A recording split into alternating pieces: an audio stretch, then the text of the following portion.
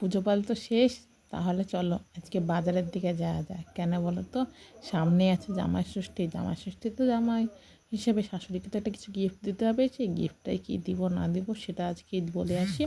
পরে জামাই ষষ্ঠীর দিন সেটা তোমাদেরকে সঙ্গে অবশ্যই শেয়ার করব, ঠিক আছে? তারপরে দোকানে গিয়ে কি বলি না বলি সব বলে বলে চলে এসেছি মুদিখানার দোকানে। মুদিখানার দোকানে বাজার করছিল আমার মা। মা তখন অনেক কিছুই বাজার করছিল, আর আমি এই ফ্যানের কাছে বসছিলাম, ঠিক আছে? আর এই বাচ্চা মেয়েটা তো, আর আমাদের এই দেখো এই বাচ্চা মেয়েটা দুজনের পাশাপাশি বসে দুজনের সঙ্গে কুট কুট কুট কুট কুট কুট, ও ওকে খুঁচা মারছে, ওকে খুঁচা মারছে, এটাই করছে। দুটো বাচ্চা ছেলে পাশাপাশি থাকলে যেটা হয় সেটাই করছে। তারপরে চলে আসলাম মুদিখানার দোকানের কাজকাম সেরে পদ্মার ধারে, কারণ পদ্মার ধারে চলে এসেছি, কারণ মোমো খাবো আজকে। আর দেখতে পাচ্ছ তো, আর রাস্তাঘাটে এত গাড়ি ঘোড়া রাস্তাঘাটে চললে কিন্তু খুব সাবধানে চলতে হয়।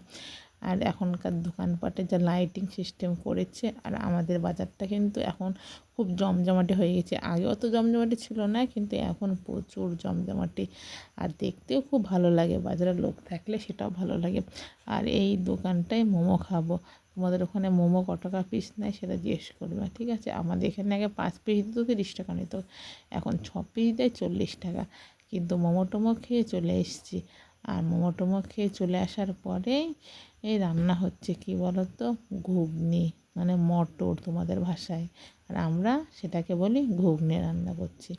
আর সেটারই মশলা কষা হচ্ছে। আর মশলাতে কী কী দিয়েছি, পেঁয়াজ, রসুন, আদা, জিরে, কাঁচা লঙ্কা, আর এটুকু নয়, মশলাটা ভালো করে নাড়াচাড়া করে নিয়ে আর ওর মধ্যে সিদ্ধ করা মটরগুলোও দিয়ে দিয়েছি। আর মটরগুলোকে ভালো করে নাড়াচাড়া করে জলটা যখন শুকিয়ে শুকিয়ে আসবে, তখন ওর মধ্যে জল দিয়ে ফুটে লবণ আর স্বাদ মতন লবণ আর গরম মশলা মিট মশলা দিয়েই নামিয়ে দেবো, তাহলেই আমাদের মটর বা ঘুগনি রেডি। আর তারপরে মা লুচি বেলে দিচ্ছিলো আর আমি ভেজে নিচ্ছিলাম। লুচি ভাজতে গিয়ে জানো না, আবার আমার গায়ে ফুসকা পড়ে গেছে, এটাই পার্থক্য। আর লুচিগুলো রুল ময়দার তো দারুণ নরম হয়েছিল, আর খেতেও টেস্টি হয়েছিল। কিন্তু রুল ময়দা আমি কিন্তু সানতে পারি না অত, সেই জন্যে আরও সমস্যা হয়।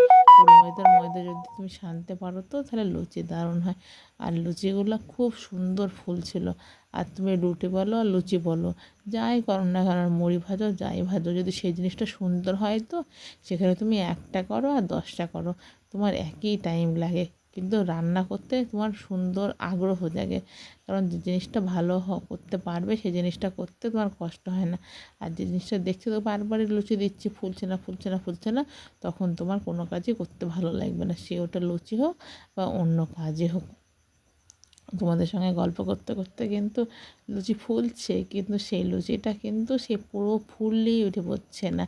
আর এই দেখো এতগুলো লুচি ভাজা হয়ে গেছে, আর এখনও আমার মা বেলে যাচ্ছে, কারণ লুচি এখনও অনেকগুলো হবে, কারণ আমরা খাবো আবার আমার কাকিদেরকে দেব। আর তোমাদের সঙ্গে শেয়ার করছিলাম এই আম গাছটার গোড়ায় আমরা রান্না করছি। এই আম গাছে আম হয়েছে, এমনভাবে ঘুরেছি যে আমি বুঝতে পারছি না আম হয়েছে কি হয়নি।